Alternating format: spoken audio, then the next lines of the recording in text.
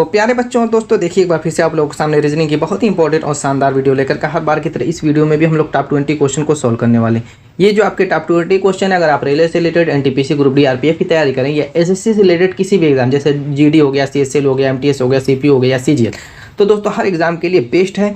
तो हर क्वेश्चन को basic concept और ट्रिक के साथ सीखने वाले हैं। तो चलिए देरी न करते स्टार्ट करते हैं अपने पहले क्वेश्चन से। हमारा पहला क्वेश्चन काउंटिंग फिगर से रिलेटेड है। कह रहा निम्न चित्र में त्रिभुज की संख्या ज्ञात कीजिए। जैसे यहाँ पर आप लोगों के सामने जो फिगर दिया हुआ है, जब भी ऐसा फिगर दिखे, देखिए इसमें कई तरीके के फिगर हो सकते हैं। जैसे मान लीजिए कि यहाँ पर अगर आप लाइनिंग देखें, इस क्वेश्चन वाले फिगर में देखिए 1 2 3 है। अगर इस तरीके से हो, 3 के बजाय 2 2 हो, 2 2 हो, दोनों तरफ से होना चाहिए, ठीक है। या फिर 3 3 हो, या फिर क्यों ना इसमें ऐसे 4 4 हो जाए, लेकिन दोनों तरफ से बराबर होनी चाहिए। इस चीज़ पे ध्यान दीजिएगा, तब ये ट्रिक काम करेगी। तो ज़्यादातर क्वेश्चन सेट ही होते हैं एग्जाम में, तो बराबर ही मिलेंगे देखने को। तो यहाँ पर आपको फिर करना क्या है, देखिए करना ये आप लोगों को, इस क्वेश्चन ही वाले फिगर में हम देख लेते हैं। हमें नंबरिंग कर देनी है। नंबरिंग कैसे करेंगे, एक ही खाने की, जैसे यहाँ पर 1, यहाँ पर 2, यहाँ पर 3, 1 4। ऊपर से भी नंबरिंग करेंगे तो 1 2 3 4 ही आएगा। तो ये 4 आया है मैक्सिमम नंबर, बस हमें इसका क्यूब कर देना है। 4 चौको 16, चौको 64 जो आएगा, यही आपका आंसर हो जाएगा। Option B is the right answer.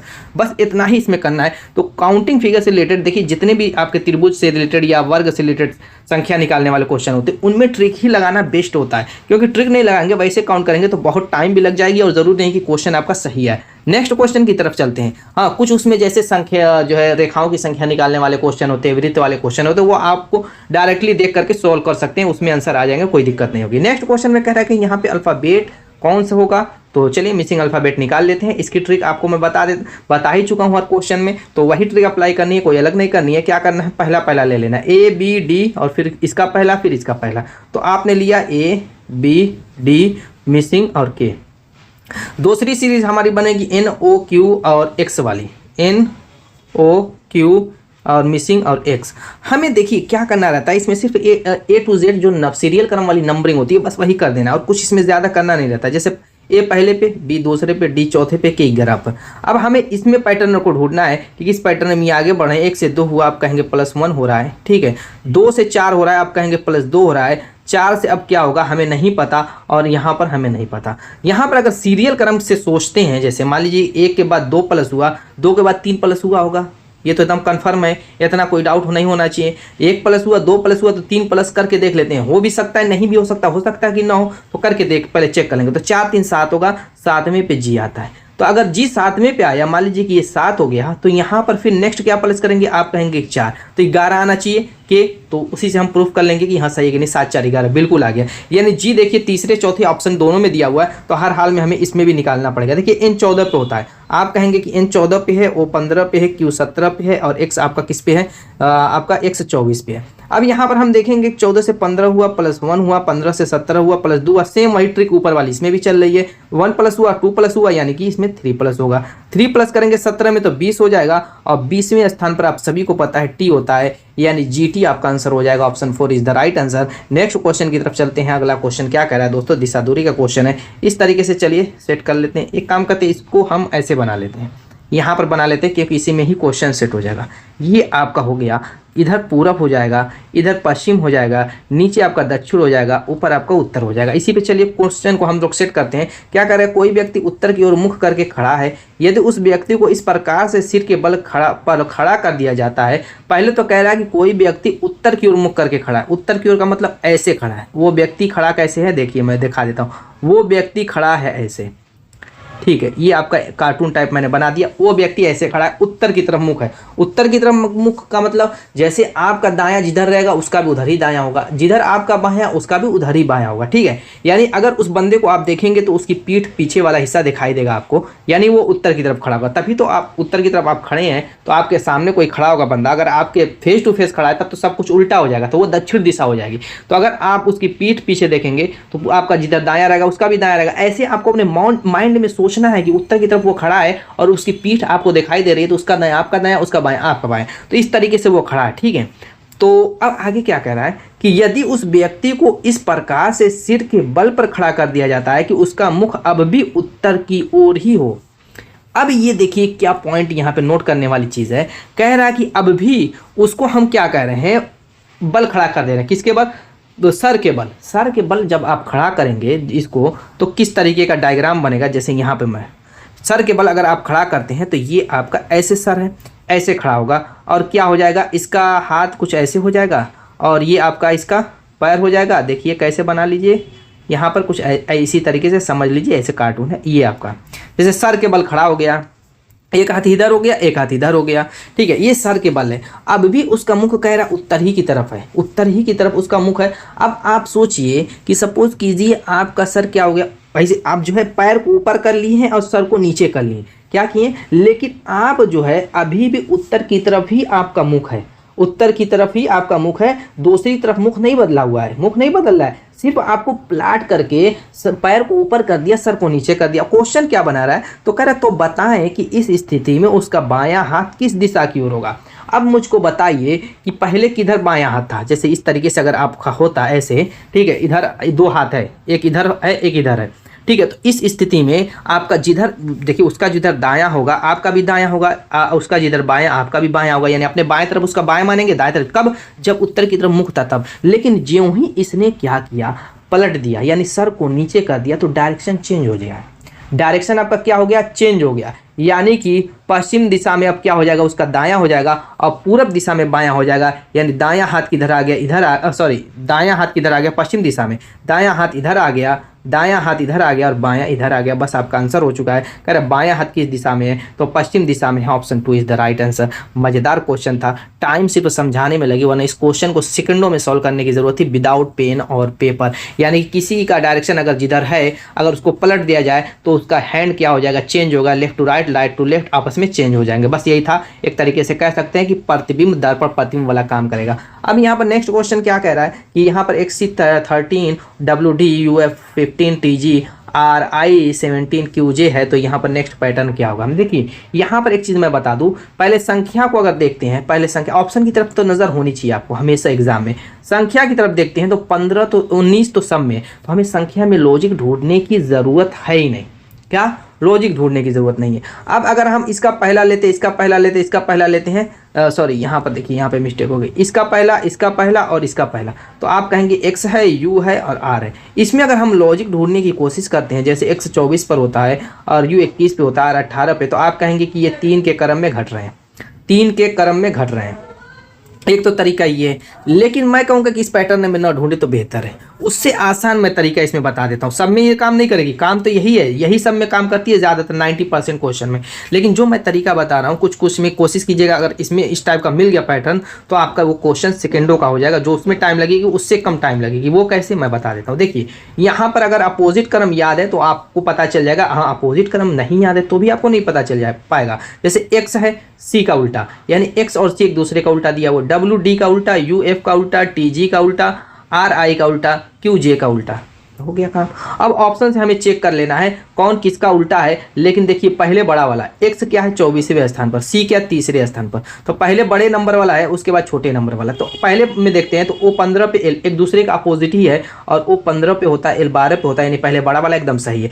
19 में हमें लॉजिक ढूंढने की जरूरत नहीं, सब में 19 है, ये टाइम आपकी बचेगी। अब M 13 पे होता है, N 14 पे हो, लेकिन ये गलत हो गया है, दोनों एक दूसरे का अपोजिट, लेकिन पहले M 13 यानी कि छोटा वाला आ गया है और बाद में 14 नंबर बड़ा वाला है, तो ये गलत हो गया। हमें इसी क्रम में ही ढूंढना है जो ये क्रम बना हुआ है, क्योंकि इसमें सब में देखिए W आपका 23 होता है, D आपका 4 होता है, पहले बड़ा वाला दिया वो बाद में छोटा वाला, उस हिसाब से ढूंढा है। जैसे यहाँ पर O15 है, L 12 है, ठीक है, पहले आपका बड़ा है बाद में छोटा है, ये तो एक दूसरे के अपोजिट है। NM भी एक दूसरे के अपोजिट है, पहले देखिए बड़ा दे दिया है बाद में छोटा। Option 2 is the right answer. Next question की तरफ चलते हैं। अगला क्वेश्चन कह रहे हैं निम्न आकृति में भिन्न आकृति का चयन कीजिए। इसमें भिन्न आकृति, इसका आंसर तो मैं बताने वाला ना हूँ क्योंकि ये हवाई क्वेश्चन बिल्कुल आसान है, सेकेंडों का क्वेश्चन है, तो आपको बताना इस आकृति में कौन भिन्न है, कौन असंगत है, कौन विषम है, तो कमेंट कीजिएगा। नेक्स्ट क्वेश्चन की तरफ चलते हैं। अगला क्वेश्चन कोडिंग डिकोडिंग का कह रहे यदि किसी सांकेतिक भाषा में विजय को कह रहा है कि W के MED लिखा जाता है तो अजय को उसी कोड भाषा में क्या लिखेंगे। सबसे पहले तो हम विजय लिखेंगे, यहाँ पर विजय लिखेंगे और इसकी नंबरिंग कर देंगे। आप कहेंगे V 22 पे, I 9 पे, J 10 पे, A 1 पे और Y 25 पे। अब उसके बदले जो लिखा हुआ है W के MED, अब हम ये देखेंगे कि इसकी नंबरिंग करके भी देख लेते हैं। W आप कहेंगे 23 पे, K 11 पे और M आपका 13 पे, E 5 पे, D 4 पे। अब हमें ये देखना है कि जैसे V की जगह W बना हुआ है तो कितना प्लस हुआ, आप कहेंगे +1। I की जगह दोस्तों K बना हुआ है 9 2 11 +2। J की जगह आपका क्या है 10 है, ये 13 हो गया यानी +3। A1 था E5 + 4 और ये 25 से 4 हो गया। तो दोस्तों ये तो उल्टा हो रहा है। तो हमेशा एक चीज़ मैं बता दूं, देखिए 1 + 2 + 3 + 4 प्लस का क्रम चल रहा है, यानी इसमें 5 ही प्लस होगा। जब 5 प्लस होगा तो आप कहेंगे कि ये तो 30 हो जाएगा। जब भी 26 से, देखिए अल्फ़ाबेट 26 तक होता है, जब भी 26 से ज़्यादा नंबर बने तो हम क्या करेंगे, उस नंबर में से, जैसे यहाँ पर 25 5 30 हो जाएगा, 30 में से हम 26 को घटाएंगे, जो 4 आएगा वो नेक्स्ट आपका पैटर्न बन जाएगा। ये आपका 4 है। क्लियर हो गई बात। चलिए इस चीज़ को हमेशा दिमाग में डाले रहिएगा, वरना कंफ्यूज में पड़ जाएंगे कि तो 25 5 30 हो रहा है। तो अब ये कह रहा है कि अजय को क्या लिखा जाएगा, अजय को सेम प्रोसेस यही अप्लाई कर देना है, जैसे ए पहले पे, जे 10 पे, ए पहले पे, वाई 25 पे। तो पहले में हम 1 प्लस करेंगे तो आप कहेंगे 2 हो जाएगा, 2 पे बी। दूसरे में हम 2 प्लस करेंगे तो आप कहेंगे कि 12 हो जाएगा, 12वें पे आपका क्या होता है, एल होता है। तीसरे में हम क्या करेंगे, 3 प्लस करेंगे तो 3 प्लस करेंगे 4, 4 पे डी। अब यहाँ पर इसमें क्या प्लस कर देंगे, अब इसमें भी हम 5 ही प्लस करेंगे, ठीक है, सॉरी 5 नहीं बल्कि इसमें हम 4 प्लस करेंगे। 4 प्लस करेंगे तो ये 29 हो जाएगा। 26 घटाएंगे तो आपका कितना बचेगा, आप कहें 3 बचेगा, 3 पे हो जाएगा सी। ये आपका BLDC ऑप्शन हो जाएगा, BLDC option 3 is the right answer. चलिए अगले क्वेश्चन की तरफ चलते हैं। नेक्स्ट क्वेश्चन देखिए दोस्तों, मिसिंग संख्या से रिलेटेड क्वेश्चन है। कह रहा है कि यहाँ पर कौन सी संख्या आएगी। देखिए इसके पैटर्न को हमें समझना है।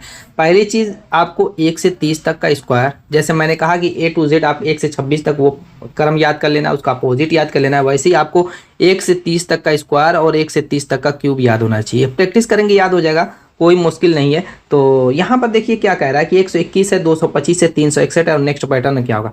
देखिए अगर आप लोगों को स्क्वायर याद है तो ये सारे परफेक्ट स्क्वायर के रूप में 121 आप कहेंगे कि ये 11 का स्क्वायर है। तो दूसरी तरफ हमें दिमाग दौड़ाना ही नहीं है, इसमें प्लस ढूंढे माइनस ढूंढे। जब भी स्क्वायर के फॉर्म में संख्या दिखे तो हमेशा वही ट्रिक ढूंढनी है जो आपकी स्क्वायर के रूप में हो, ठीक है। अगर आप स्क्वायर नहीं बन रहा है तब जाकर के प्लस बुढ़ा कुछ और ढूंढेंगे। तो यहाँ पर देखिए एक 11 का स्क्वायर, 225 आप कहेंगे 15 का स्क्वायर, और 361 आप कहेंगे कि 19 का स्क्वायर है। तो अब इस पैटर्न के हिसाब से हमें ढूंढना है। देखिए 11 से 15 हुआ प्लस 4 हुआ, 15 से 19 हुआ प्लस 4 हुआ, यानी नेक्स्ट पैटर्न क्या होगा, आप कहेंगे कि यहाँ पर भी प्लस 4 ही होगा, और वो हो जाएगा 23। और 23 का स्क्वायर क्या होता है, बस वही आपका आंसर हो जाएगा। तो दोस्तों कमेंट करिए, ठीक है, 23 का स्क्वायर बताइए क्या होगा, और चारों ऑप्शन में देख लीजिएगा, मिला लीजिएगा। तो अगर ट्रिक जाननी है स्क्वायर की, कैसे ट्रिकली निकाला जाता है सेकेंडों में बड़ी बड़ी संख्याओं का, तो कमेंट कीजिएगा, उस पर भी मैं वीडियो बना दूंगा, या मिल जाएगी डिस्क्रिप्शन बॉक्स में लिंक मिल जाएगी, या चैनल पेज पे जाएंगे तो स्क्वायर वाली ट्रिक और क्यूब वाली ट्रिक मिल जाएगी, जाकर के वॉच कर लीजिएगा। नेक्स्ट क्वेश्चन की तरफ चलते हैं। क्या रहा है, निम्न चित्र में विकर्णों की संख्या ज्ञात करो। तो यहाँ पर दोस्तों आप जानते हैं विकर्ण किसको कहते हैं। कोई भी आकृति है, वो आपकी चतुर्भुज हो, पंचभुज हो, षटभुज हो, जो भी हो, तो उसमें एक कार्नर से दूसरे कार्नर को मिलाने वाली रेखाई विकर्ण कहलाती है। या इसमें 2 विकर्ण हो गया। अब जितने कार्नर होंगे एक दूसरे से मिले उतने विकर्ण बनेंगे, बस विकर्ण की संख्या वही होती है। तो यहाँ पर देखिए एक ये आपका विकर्ण हो गया। देखिए मैंने क्या कहा था शुरू में कि काउंटिंग फिगर से रिलेटेड में त्रिभुज और वर्ग की संख्या के लिए ट्रिक होती है, लेकिन कुछ रेखाओं की संख्या निकालनी रहती है, कहीं कहीं सर्किल की संख्या निकाल, वहाँ पर ट्रिक की जरूरत नहीं पड़ी, डायरेक्टली आप काउंट कर लीजिए। जैसे यहाँ पर देखिए एक विकर्ण ये हो गया, एक ये हो गया, एक ये हो गया, 3 हो गया, 3 1 4 5 6 7 8, और आपका इधर एक दिख रहा है 9, और कोई रह गया नहीं, बिल्कुल सही है। यहाँ ये आपका कितना हो गया, 9 विकर्ण हो गया। इसमें जो है और तो कुछ छूट नहीं रहा है, देख लीजिएगा। क्लियर है, फाइनल है, option C is the right answer. चलिए नेक्स्ट देखते हैं। यहाँ पर अगला क्वेश्चन क्या कह रहा है कि यहाँ पर भी वही नंबर एलिमेंटोलॉजी का क्वेश्चन है। कह रहा है कि यहाँ पर कौन सी संख्या आएगी। देखिए 5 से 20 बन रहा है, तो कह रहा है 6 से यहाँ पे क्या बनेगा।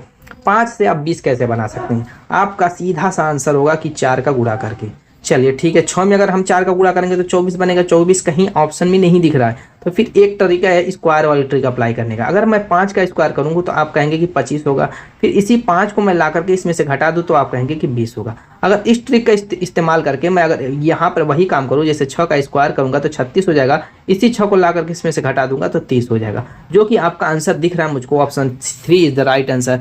नेक्स्ट क्वेश्चन की तरफ चलते हैं। नेक्स्ट क्वेश्चन वेन डायग्राम का है। 3 नाम है, फल, आम, आड़ू, इनमें संबंध क्या होता है, और दोस्तों कैसे इसका डायग्राम बनाएंगे। देखिए ऑप्शन में पहले देख लेंगे किस रूप में दिया हुआ, सर्किल के रूप में है, त्रिभुज के रूप में है, आयत के रूप में, कैसे। तो यहाँ पे सभी सर्किल है, तीनों के तीनों, तो कहीं कहीं त्रिभुज और आयत का भी यूज करता है, तो कंफ्यूज नहीं करना है, ट्रिक यही काम करेंगे। अब देखिए मान लीजिए 3 सर्किल ले लिया आपने, एक को आपने फल ले लिया, फ से फल, एक को आ से आम ले लिया, एक को आड़ू, पूरा ही मैं लिख देता आड़ू। सबसे पहली चीज़ की यहाँ पे आपको पता होना चाहिए आड़ू क्या होता है, क्योंकि फल आम समझ में आ रहा है, आम क्या है, एक फल है। तुरंत आप सोचेंगे कि चलिए ये आम और फल में तो संबंध यही है कि जितने भी आम होते हैं, जितने भी ये आम होते हैं सभी के सभी फल होते हैं। मैंने फल के अंदर आम को डाल दिया, जितने भी आम होते हैं सभी, लेकिन सभी फल आम नहीं होते, फल में बहुत सारे फल होते हैं, अंगूर होते हैं, संतरा होता है। तो आम को हम फल के अंदर डालेंगे, फल को आम के अंदर नहीं डालेंगे। अब देखिए आड़ू भी एक फल ही होता है जो कि ठंडे इलाकों में पाया जाता है, जैसे उत्तराखंड हो गया, आपका हिमाचल प्रदेश हो गया, इन इलाकों में आड़ू पाया जाता है। अब यहाँ पर दोस्तों आड़ू जो होता है सेब की डिज़ाइन का होता है, थोड़ा खट्टा मीठा लगता है, तो इसको हम क्या करेंगे, फल के अंदर इस तरीके से आड़ू को डाल देंगे। तो ये आड़ू भी एक फल है, तो फल आम भी है, आड़ू भी है, लेकिन आम एक अलग फल है, आड़ू एक अलग फल है, तो इनको हम कहीं से भी मैच नहीं करेंगे, इसको ऐसे ही दूर दूर रहने देंगे। तो ये आपका आंसर हो जाएगा। देखिए कहाँ पर दिख रहा है, option 4 is the right answer. Next अगला देखिए, यहाँ पर भी नंबर एनालॉजी है, कह रहे 372 का जैसे 124 से संबंध है, सेम ऐसा ही जोड़ा हमें चुन करके यहाँ पे रख देना है। तो पहले हमें पता होना चाहिए कि 372 और 124 में संबंध है क्या, तब ना ऑप्शन से ढूंढेंगे। तो चलिए ढूंढ लेते हैं। चलिए पहले इसमें क्या करते हैं, गुणा करके देख सकते हैं। देखिए तो 2 से अगर गुणा करें उल्टा तो आपका कितना हो जाएगा, 248 होगा। 248 3 से करते हैं तो 3 से गुणा करके देख लीजिए, तो 3 से क्या जोड़ेंगे घटाएंगे, 3 से गुणा कर लीजिए। तो आप कहेंगे कि इधर से अगर हम 3 से गुणा करते तो 3 चौको 12 हो जाएगा, और फिर यहाँ पर आपका कितना हो जाएगा, 3 दूना के 6, 1 7 हो जाएगा, 3 एक 3। बिल्कुल सही है, यानी कि पीछे वाले में अगर हम 3 का गुणा करते हैं तो आगे वाली संख्या बनती है। अगर हम पहले ऑप्शन में देखें, इसमें अगर हम 3 का गुणा करेंगे तब ना ये बनेगी, यानी ये संख्या छोटी होनी चाहिए, तो ये फेल हो गया। इसमें देखिए ये संख्या छोटी है, ये बड़ी है, तो इसमें काम हो सकता है बन जाए। इसमें अगर हम 3 का गुणा करें तो 8 3 के 24, 3 दूना के 6, बिल्कुल सही, option 2 is the right answer. Next question की तरफ हम आगे बढ़ते हैं। यहाँ पर आपका कोडिंग डिकोडिंग से रिलेटेड ही ये भी क्वेश्चन है, कह रहे वाई स्क्वायर का संबंध है जैसे 4 से, वी का स्क्वायर का संबंध यहाँ पर किससे होगा। कैसे वाई स्क्वायर बराबर 4 बना हुआ है, जबकि आप जानते हैं कि वाई बराबर होता है आपका कितना, 25। ठीक है, 25 का अगर हम वर्गमूल निकालेंगे तो 5 बनेगा, 9 की 4। चलिए ये ट्रिक तो फेल हो गई, लेकिन ये साथ साथ ये स्क्वायर भी कह रहा है, तो वाई स्क्वायर 4 कैसे दिया हुआ। चलिए एक और काम कर लेते हैं, हम ये देखेंगे कि y का अपोजिट क्या होता है। आप कहेंगे कि y का अपोजिट b होता है, b दूसरे स्थान पर होता है, तो y स्क्वायर बराबर y के अपोजिट का स्क्वायर यानी b का स्क्वायर कर दिया, यानी 2 का स्क्वायर बराबर 4। इस ट्रिक से इसको देख लेते हैं। अगर v का उल्टा देखें तो आप कहेंगे कि e होता है, ठीक है, v का उल्टा e होता है, e होता है 5वें स्थान पर, यानी v का स्क्वायर करेंगे तो इसका स्क्वायर करना पड़ेगा, यानी 5 का स्क्वायर करना पड़ेगा, जो कि 25 आएगा। बिल्कुल सही, option 4 is the right. Next question की तरफ चलते हैं। अगला क्वेश्चन ब्लड रिलेशन का है, कह रहा है जे एन की पुत्री है। यहाँ पर पहले कड़िया जोड़ लीजिए, कह रहा है जे जो है एन की क्या है, पुत्री है। चलिए ठीक है, ये बात समझ में आ रही है। आगे कह रहा है टी का विवाह एन के साथ हुआ है। आगे क्या कह रहा है कि टी का जो विवाह है, टी का विवाह एन के साथ हुआ है, यानी कि इसमें कोई एक पति और पत्नी है, फाइनल नहीं हो पा रहा है। बस ये फाइनल है कि जे पुत्री है एन की, तो जे को हम निगेटिव पहले बना देंगे। देखिए जो स्त्री होगी उस पर निगेटिव, जो पुरुष होगा उस पर हम पॉजिटिव का यूज़ करेंगे। मेल फीमेल के लिए प्लस माइनस का यूज़ करेंगे, जिससे हमें पता चल जाएगा कौन स्त्री है कौन पुरुष है, कन्फ्यूजन नहीं होगी। तो यहाँ पर एन और टी में हमें कन्फ्यूजन है, पता ही नहीं चला, सिर्फ कह दिया टी का विवाह एन के साथ हुआ है, और इसी पर कह रहे हैं जे एन की पुत्री है। हो सकता है कि ये माता भी हो और पिता भी हो सकता है क्वेश्चन में आगे फाइनल करे। चले पढ़ते हैं आगे। कह रहा है एन जो है एल का भाई है। एन क्या कह रहा है, एन इस एल का भाई है। यहाँ पे फाइनल ये हो गया कि जब एन है भाई एल का तो ये पॉजिटिव ही होगा, पुरुष होगा तभी तो भाई है, वरना बहन होती। जब ये एन पॉजिटिव हो गया तो ये ऑलरेडी नेगेटिव हो जाएगी, यानी कि ये पत्नी पति पत्नी हो जाएंगे, ये पत्नी होगी और ये पति होगा, यानी जे का ये पिता हो जाएगा और जे की ये माता हो जाएगी। इतना क्लियर हो गया। टी क्या है, एन की जे की माता है। यहाँ से हमने ढूंढ निकाला कि ये क्या है, माता है। ठीक है, चलिए अब आगे पढ़ते हैं। कह रहा पी का विवाह जे के साथ हुआ है। कह रहा पी का विवाह इस जे के साथ हुआ है। जब जे के साथ हुआ तो पी क्या हो जाएगा, इसका पति हो जाएगा। पति हो जाएगा तो ये क्या होगा, पॉजिटिव यानी पुरुष। आगे कह रहा है टी किस प्रकार पी से संबंधित है। यहाँ पर कह रहा है कि टी जो है इस पी की क्या लगेगी, इसको थोड़े दूसरे कलर से, टी जो है इस पी की क्या लगेगी। इस तरीके से मैंने डायग्राम बनाया। अब आपको क्या करना है, जे के कैरेक्टर में घुस जाना है, जिसके बारे में पूछे पी के कैरेक्टर में घुसिए, क्योंकि पी के बारे में पूछ रहा है, टी से रिलेशन, या टी के कैरेक्टर में घुस जाइए, पी के कैरेक्टर ही बेस्ट रहेगा। अब यहाँ से ऐसे सोचिए, जैसे आपका विवाह हुआ जे के साथ, यानी आपकी पत्नी जे है, तो आपकी पत्नी की जो माँ होगी वो आपकी क्या लगेगी, बस यही आपने दिमाग में मैप तुरंत बना लेना। आप कहेंगे कि मेरी पत्नी की जो माँ है वो मेरी सास लगेगी। Option 3 is the right answer. Next question, अगला क्वेश्चन कोडिंग डिकोडिंग से है। क्या कर रहा है, यदि किसी सांकेतिक भाषा में कैट को DDY लिखा जाता है तो बिग को उसी भाषा में कैसे लिखा जाएगा। देखिए दोस्तों, यह बहुत ही इंपॉर्टेंट क्वेश्चन है, तो इसका आंसर आप लोग कमेंट कीजिए। देखिए कैट को क्या लिख रहा है, DDY। कैसे लिखा है, सी तीसरे पे, ए पहले पे, टी 20 पे। फट देना आप क्या करेंगे, नंबरिंग। आप कहेंगे कि D20 पे डी मैं कहाँ जा रहा हूँ, D4 पे, D4 पे और Y 25 पे। चलिए यहाँ पर देखते हैं। सी आपका था 3 पे, D 4 पे, यानी +1 हुआ होगा। A 1 पे, यहाँ पे D4 पे +3 हुआ होगा। T 20 पे Y 25 पे प्लस 5 हुआ है। चलिए यही ट्रिक इसमें लगा देते हैं और इसका आंसर आप लोग कमेंट कर दीजिए। सॉल्व करने से पहले कमेंट हो जाना चाहिए क्योंकि बहुत इजी क्वेश्चन है। इस टाइप का भी पीछे क्वेश्चन मैं करा चुका हूँ। B2 I9 G7 आप कहेंगे पहले में +1 करना है तो आप कहेंगे 3 होगा, 3 पे C। दूसरे में आपको +2 करना है, आप कहेंगे नहीं 3 करना है। देखिए 1 3 5 विषम संख्या प्लस हो रही है तो पहले में 1 किए तो दूसरे में 3, 9 3 12 12वें पे L। फिर इसमें आपको क्या करना है 5 करना है तो 7 5 12 CLL। ऑप्शन देखिए 3 is the right. Next question, अगला क्वेश्चन कह रहा है कि IJKLM 5 दोस्त हैं। 5 दोस्त हैं, सीटिंग अरेंजमेंट का क्वेश्चन है। कह रहा है के किया है, नहीं ये सीटिंग अरेंजमेंट का क्वेश्चन नहीं, लार्ज स्मॉल वाला क्वेश्चन है। ग्रेटर और लेस का यूज़ करेंगे यहाँ पर। क्या ग्रेटर और लेस, इस चिन्ह का यूज़ करेंगे। ये सीटिंग अरेंजमेंट का क्वेश्चन नहीं हो सकता, आ गया है।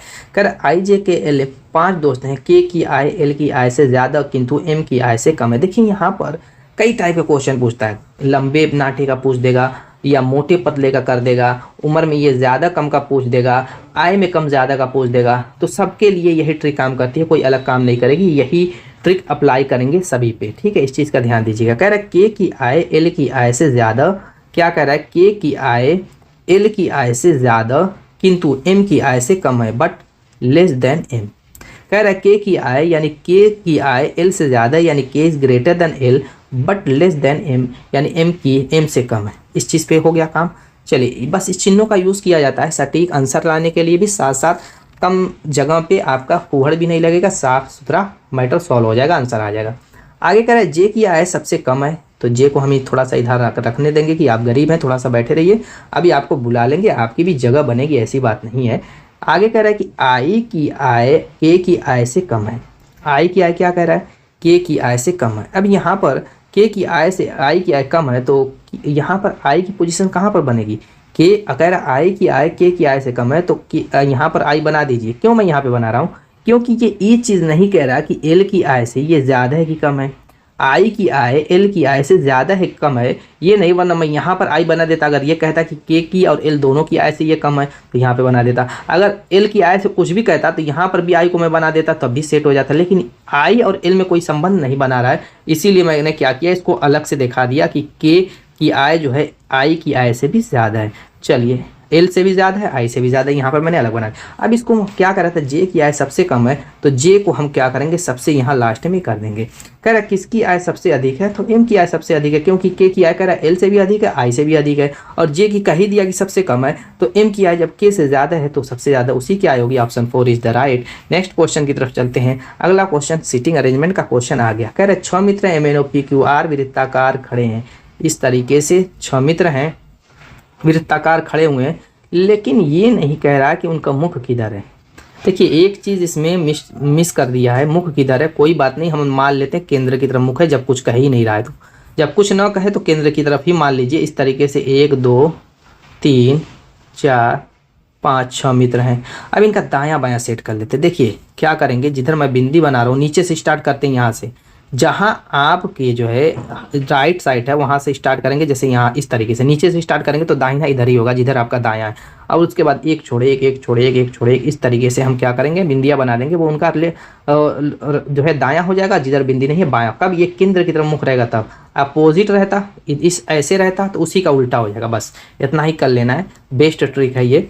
आगे क्या कह रहा है कि एन जो है ओ और पी के बीच में है। क्या कह रहा है, एन को ओ और पी के बीच में बता रहा है। किसको, एन को कह रहा है कि ओ और पी के बीच में है। यही यहाँ पर एक कन्फ्यूज़न ये होगी, हो सकता है कि पी यहाँ पर हो, ओ वहाँ पर हो। देखिए पहला जो होता है कहीं पर भी रख सकते हैं, बीच वाला, लेकिन ये जो दाएं बाएं वाला है उसमें कन्फ्यूज़न है। हो सकता है पी इधर हो, क्योंकि ये नहीं कह रहा कि एन के दाएं ओर कोई है कि बाएं ओर है, सिर्फ कह दिया कि एन जो है ओ और पी के बीच में है। तो दोनों कंडीशन बन रही है। आगे करते जाइए, हो सकता है कुछ मिले तो उस हिसाब से सेट करेंगे। आगे कह रहे एम जो है ओ और क्यू के बीच में है। आगे कह रहा है एम जो है ओ और क्यू के बीच में। सपोज कीजिए इसी को ही मान लेते हैं हम, ओ इसी पहले वाले को, इसको अगर मान लेते हैं तो कह रहा है एम जो है ओ और क्यू के बीच में, यानी एम यहाँ पर रहेगा, क्यू यहाँ पे हो जाएगा, तभी तो एम ओ और क्यू के बीच में आएगा। इतना फाइनल हो गया। आगे क्या कह रहा है, आर पी के साथ खड़ा है। आर कह रहा है पी के साथ खड़ा है। यहाँ पर हमने बिल्कुल सही सेट किया है, क्योंकि अब जो है आर यहाँ पे खड़ा हो जाएगा किसके साथ, पी के साथ, जहाँ पे जगह खाली है। ठीक है। तो यहाँ से भी सेट हो सकता था, यहाँ से भी, इस वाले पर भी सेट हो सकता था। देखिए इस वाले पे आप खुद सेट करके देख लीजिएगा, जो पी इधर ओ इधर मैंने रखा है उस पर भी सेट हो जाएगा, कोई दिक्कत नहीं होगी। क्या कह रहा है, एम और आर के बीच में कौन खड़ा है, एम और आर के बीच में यहाँ पर क्यू है, option 4 is the right answer. अगर मैं इस वाले को लेता, सपोज कीजिए इसको मैं काट देता हूँ, ठीक है, इसको मैं काट देता हूँ पी और इसको ले लेता, तो उस कंडीशन में क्या आंसर आता, जरा देख लेते हैं, क्या वही आंसर आता कि गलत आ जाता। क्या कह रहा है कि पी जो है एम क्यू और उस कंडीशन में एम यहाँ पे होता और आर यहाँ पे हो जाता, एम यहाँ पे होता। और क्वेश्चन क्या कह रहा है, एम और आर के बीच में कौन है, एम और आर के बीच में तब भी क्यू ही आता, तब भी क्यू आता। दोस्तों यहाँ पर कोई दिक्कत नहीं होती, दोनों तरफ से आपका आंसर सही आ रहा है। नेक्स्ट क्वेश्चन की तरफ बात कर चलते हैं। कह रहे हैं एडीआईपी का संबंध जैसे डीजीएलएस से है वैसे बीई जेक्यू का संबंध यहाँ पर किससे होगा। चलिए देख लेते हैं एडीआईपी, फटाफट आंसर लाइए इसका, फटाफट, टाइम नहीं लगनी चाहिए। मेरे सॉल्व करने से पहले आपका आंसर कमेंट हो जाना चाहिए, क्योंकि इसमें कुछ दम नहीं है। वही है नंबरिंग वाला, A4 I9 P16 D4 G7 L12 S19। अब देखिए A1 था 4 + 3, D4 और G7 + 3, I9 L12 आप कहेंगे +3, P16 19 आप कहेंगे +3। बस +3 वाली ट्रिक लगेगी और कुछ लगेगी नहीं। तो जल्दी जल्दी कमेंट कीजिए। BAJQ आप कहेंगे कि B2 पे, E5 पे, J10 पे, Q17 पे। आप कहेंगे कि 2 में 3 जोड़ेंगे 5 पे E हो जाएगा, 5 में 3 जोड़ेंगे 8 पे H हो जाएगा, 10 में 3 जोड़ेंगे 13 पे M हो जाएगा, 17 में 3 जोड़ेंगे T पे 20 पे T हो जाएगा। EHMT option 3 is the right. Next question, अगला क्वेश्चन देखिए, घड़ी से रिलेटेड क्वेश्चन है, बहुत ही शानदार ये क्वेश्चन है, यूनिक क्वेश्चन है, ग्रुप डी का पूछा हुआ। कह रहा है पुष्पक ने, किसको कह रहा है, पुष्पक ने अपनी यात्रा 7:49:31 PM पर शुरू की और गंतव्य पर 9:59:42 PM पर पहुंच गया। ये किसके बारे में कह रहा है, पुष्पक नाम का कोई बंदा था जिसने क्या किया, अपनी यात्रा कहीं जाना था उसको 7:49:31 पर शुरू की और वो 9:59:42 पर अपने जहाँ जाना था मंजिल पे पहुंच गया। आगे कह रही रोनिता ने अपनी यात्रा पुष्पक से 58 मिनट 40 सेकंड बाद आरंभ की और गंतव्य पर उसके 51 मिनट 39 सेकंड बाद पहुंची। रोनिता ने अपनी यात्रा कितने समय में पूरी की। रोनिता ने अपनी यात्रा, देखिए वो जो है पुष्पक ने कितनी बजे यात्रा शुरू की, आप कहेंगे 7:49:31 PM पर यात्रा शुरू की और इसी के 58 मिनट यानी यहाँ पर घंटा तो 20 दिखा देंगे, 40 सेकंड बाद किसने यात्रा शुरू की, रेनिता ने। किसने, रोनिता ने। तो रोनिता की यात्रा का समय पहले निकाल लेते कि कितने बजे उसने यात्रा शुरू की। आप कहेंगे कि वो उसने यात्रा शुरू की, यहाँ पे 60 मिनट पर मिनट में बदल 60 सेकंड मिनट में कन्वर्ट हो जाएगा, बाकी जो बचेगा जैसे यहाँ पे 4 3 7 71 हो रहा है तो 11 यहाँ पर लिख देंगे और बाकी 1 मिनट इधर चला जाएगा, तो 50 और 10 60 अगर निकालते हैं तो यहाँ पे 48 हो जाएगा और पूरा 1 घंटा बन करके इधर आ जाएगा, यानी 8:48:11 पर PM पर उसने क्या की दोस्तों, यात्रा शुरू की। किसने, रोनिता ने। क्योंकि जो पुष्पक की यात्रा का स्टार्टिंग समय था 7:49 था, उसने उससे 58 मिनट बाद जब यात्रा शुरू की तो इसका मतलब उसने इतने बजे यात्रा शुरू की, दोनों को जोड़ लेंगे। अब उसके बाद कह रही है पुष्पक कह रहा है कि 9:59:42 PM पर उसने यात्रा अब जहाँ पहुँचना था मंजिल पे वो पहुँच गया। तो कह रहा है कि ये जो रोनिता वो 51 मिनट 59 सेकंड के बाद पहुँचती है गंतव्य पर, 51 मिनट 39 सेकंड लेट पहुँचती है, यानी कि ये जितने बजे पहुँच रहा है उससे 51 मिनट 39 सेकंड लेट पहुँच रही है। तो ये कितने बजे पहुँची पहले उसको निकाल लेते हैं। आप कहेंगे कि यहाँ पर भी वही काम, 60 को हम क्या करेंगे मिनट और 60 मिनट को घंटा में कन्वर्ट कर देंगे। 60 सेकंड पहले यहाँ पर देख लीजिए कितने बार होगा। आप कहेंगे 4 3 7 7 का मतलब 70 70 10 80 81 हो रहा है। 81 का मतलब यहाँ पर कितना बचेगा, आप कहेंगे 21 बच जाएगा। 21 बच जाएगा और 60 को हम उठा के फेंकेंगे इधर 60, ये पूरा बन गया, यहाँ पर 51 रह जाएगा, यानी कि 10:51 21 सेकंड पर रेनिता पहुँचे। अब ये रेनिता की स्टार्टिंग टाइम है 8:48:11 और पहुंचने की टाइम है 10:51 21। तो कह रहा है कि रेनिता ने अपनी यात्रा कितने समय में पूरी की। तो सिंपल सा तरीका है, जितने बजे वो पहुंची है उतने में से जितने बजे उसकी स्टार्टिंग टाइम थी घटा दीजिए, बस आपका मान हो जाएगा। और क्या है, यहाँ पर घटाएंगे तो आप कहेंगे कि 10 सेकंड हो जाएगा, तो 10 सेकंड पूरा मत घटाइए, 10 सेकंड इसमें दिख रहा है लेकिन यहाँ पर भी तो दिख रहा है, तो घटाना थोड़ा सा पड़ेगा। अब यहाँ पर घटाएंगे तो आपका कितना हो जाएगा, आप कहेंगे कि 11 का मतलब 3 हो जाएगा और यहाँ पर 0 बचेगा, यानी कि 3, यहाँ पर 2 घंटा 3 मिनट और 10 सेकेंड, 2 घंटा 3 minute 10 second, option B is the right answer. बस ऐसे ही करना था, ये बस अपने माइंड से करना था, इसमें कोई ट्रिक व्रिक नहीं लगी है। जैसे आप फिजिकली आप सोचते हैं वैसे ही सोच करके ही इस क्वेश्चन को सॉल्व करना था, कोई ट्रिक लगाने की जरूरत इसमें नहीं थी। नेक्स्ट क्वेश्चन डाइस से रिलेटेड है, कह रहे ABCDEF फलक युक्त घनाकार गुटिके की दो अलग अलग स्थितियां चित्र में दिखाई गई हैं। कह रहे यदि ऊपरी फलक पर F है तो निचली फलक पर क्या होगा। सबसे पहले चीज दोनों फिगर में F कहीं नहीं दिख रहा है और पूछ रहा है कि F के विपरीत कौन होगा। तो सिंपल सा रूल है, जब भी ऐसा क्वेश्चन दिखे पहले देखेंगे कि कॉमन कहाँ है, आप कहेंगे कॉमन यहाँ पर, वहीं से क्लॉकवाइज रूल लगा देंगे। आप कहेंगे कि D, ऐसे क्लॉकवाइज जहाँ से स्टार्ट किए, जैसे D से स्टार्ट किए उसके बाद C पे पहुंचे, उसके बाद हम B पे पहुंच जाएंगे। ऐसे ही यहाँ पर भी कॉमन वाले से स्टार्ट करेंगे, D से स्टार्ट किए फिर A पे पहुंचे और उसके बाद E पे पहुंच जाएंगे। अब जिस तरीके से हम घेरेंगे किसके विपरीत पूछ रहा है, F के, तो यहाँ पर जो जिसके अंदर है वो उसके विपरीत है, कॉमन वाले को छोड़कर। देखिए B के विपरीत E, C के विपरीत A है, C के। अब बचा हुआ D, देखिए इनमें F कहीं नहीं आया और 6 फलक होते हैं तो यहाँ पर 1 2 3 4 होते यही हो गए। बचा छठा कौन, F रहा होगा, क्योंकि ये 5वां D है। तो दोस्तों हर हाल में D के विपरीत F आएगा, यानी F के विपरीत D आएगा। कोई दिक्कत यहाँ पर फाइनल है कि नहीं, F के विपरीत क्या आ जाएगा, D आ जाएगा, क्योंकि D आपने ही में आ गया है। बाकी आपका B के विपरीत E, C के विपरीत A है, तो हर हाल में D के विपरीत F ही आएगा, यानी F के विपरीत पूछ रहा है कौन, तो D, option A is the right. Next question की तरफ चलते हैं। अगला क्वेश्चन कह रहा है दिए गए पैटर्न का ध्यानपूर्वक अध्ययन कीजिए और ज्ञात कीजिए कि प्रश्नवाचक चिन्ह के स्थान पर कौन सी संख्या आएगी। कहाँ प्रश्नवाचक चिन्ह है, यहाँ पर दिख रहा है ना, तो यहाँ पर बताइए फटाफट कौन सी संख्या आएगी। तो हमें देखना है सेम जो दूसरा फिगर है सेम स्थान पे, यानी कौन कौन सी संख्या है। यहाँ पे देखिए 70 है, यहाँ पे 55 है, तो आप कहेंगे कि नीचे 6 और 8 है। 6 और 8 से हम कैसे आप 70 बना सकते हैं, पहले फिगर को लेके चलते हैं। 6 8 से आप कहेंगे कि 6 और 8 का 8 6 48, 8 6 48, 48 और 70 तो बहुत दूर है, 22 जोड़ना पड़ेगा। 48 में फिर 22 जोड़ेंगे तभी तो 70 होगा। अगर ये ट्रिक इसमें लगते हैं तो आप कहें 7 6 42, 42 में 22 जोड़ेंगे तो 70 नहीं आएगा, वो 55 नहीं आएगा, मामला फेल हो गया। तो फिर क्या करेंगे, गुणे वाली ट्रिक तो फेल हो गई। एक काम करते हैं स्क्वायर वाली ट्रिक अप्लाई करके देख लेते हैं। आप कहेंगे 6 को 36, 8 14, 70 से बहुत ज़्यादा हो जाएगा जोड़ेंगे, तो एक को स्क्वायर के फॉर्म में करते हैं, बाकी दूसरे को जोड़ लेते हैं। इस तरीके से अप्लाई करके देख लेते हैं। देखिए 6 8 64 70 बिल्कुल सही है। अब यही ट्रिक इसमें भी देखते हैं। 6 और 7 है तो इधर वाला हमने स्क्वायर किया, बड़े वाले को स्क्वायर किया, बड़े वाले को नहीं कह सकते बल्कि राइट साइड वालों का 6 + 7 का स्क्वायर। आप कहेंगे 6 + 7 7 49 बराबर 55 बिल्कुल आ चुका है। तो दोस्तों इसी ट्रिक से इसका आंसर आप लोगों को कमेंट करना है और उम्मीद है कि वीडियो पसंद आएगी। मिलेंगे इसे शानदार धमाकेदार ट्रिक के साथ अपने नेक्स्ट वीडियो में, तब तक के लिए बाय बाय।